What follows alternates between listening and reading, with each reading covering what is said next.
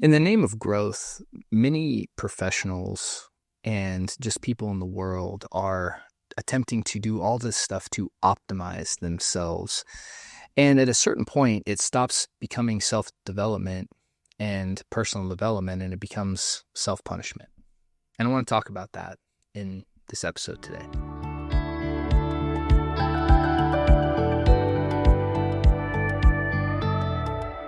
One of the things that I think has happened in the modern era that we live in is that social media and platforms have provided a great way for people to connect and build businesses, and lots of pros have come of it. But what is always going on subtly when you go on any platform for that matter is that you are cross-comparing. You're judging and comparing consistently, right? Maybe even unconsciously. How someone looks, the amount of money they have, their house, what's better about their life than yours, so on and so forth, right? And then that has led into us thinking that we need to constantly be improving and growing and evolving and expanding ourselves. And the thing is that there are times absolutely for self-improvement. There are times for expansion. There are times for growth, but there's also times for stability. There's also times for rest. There's also times for not growing, right? And giving yourself the space to enjoy the season that you're in life.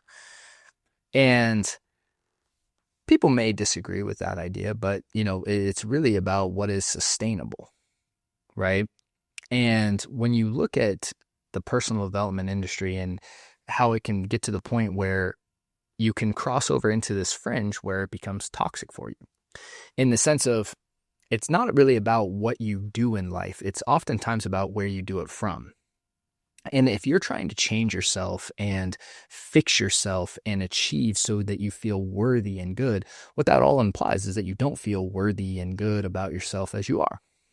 So oftentimes we're doing these changes and we're implementing these techniques and strategies and these new diets and these new workout plans out of these lower states of consciousness, like guilt, like shame, like fear, like anger, like envy, or, just an overall dissatisfaction with ourselves. And when you're in these lower states of consciousness, what you have to understand is that they're destructive by nature. And just think about it. Let's just take a practical example of like dieting, because we all can relate to that in one way or another. So let's say that you decide, hey, I'm going to go on this diet and I want to lose X number of pounds, because you believe that at a certain weight, whatever that number is, that you are all of a sudden going to feel acceptable and lovable, and that you're going to like yourself and you're going to have a better relationship with yourself. So you go on this diet, and again, you maintain a strict, way, and you implement it and you do it and so on and so forth. And then one day you slip up and you cheat and you have a piece of cheesecake with dinner.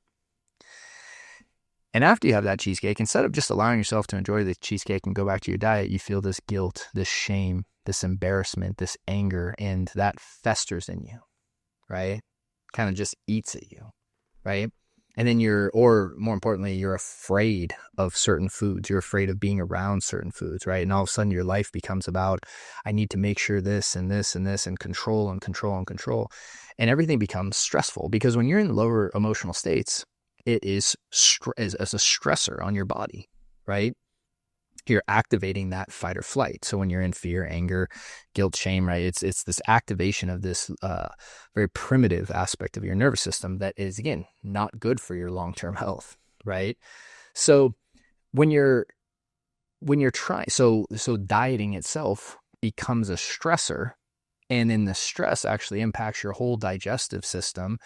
And even though you are, quote unquote, following the diet, it may work paradoxically, because it causes you to retain water and all this other stuff, right? And it's just ends up not being good for your body. It's not that there's anything wrong necessarily with the diet, but it's like the level of consciousness and the level of energy that you're bringing into it, right?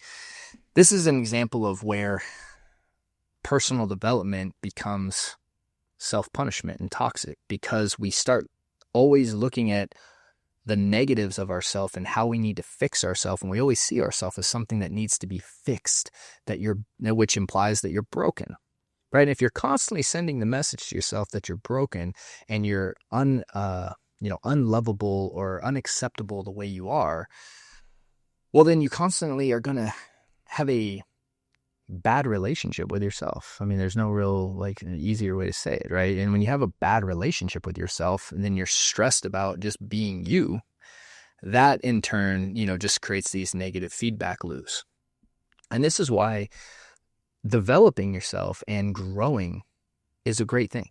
You should be doing that, right? You should be taking care of yourself. You should be growing your marriages and your relationships and spending time with your kids and, all of that stuff, right? And managing your job, your clients, of course. I'm not saying anything against that. What I am saying is we need to be aware of the plane of consciousness that we're operating from when we do that, because even though we can tell ourselves we're doing these constructive things, we could be doing it from a toxic place. And that can cause us to develop a self-punishing relationship with ourselves and a self-view where we're always operating from this place of lack and unworthiness and unlovability and trying to prove ourselves externally. And that will never get filled externally.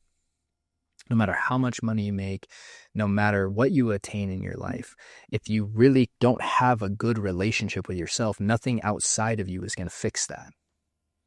And that's where, when it comes to personal development, anything you're going to be doing in life, you need to be able to be operating from a certain level of self-acceptance and embracing yourself and seeing the great being that you really are, and then simultaneously expanding and evolving that as well from that place.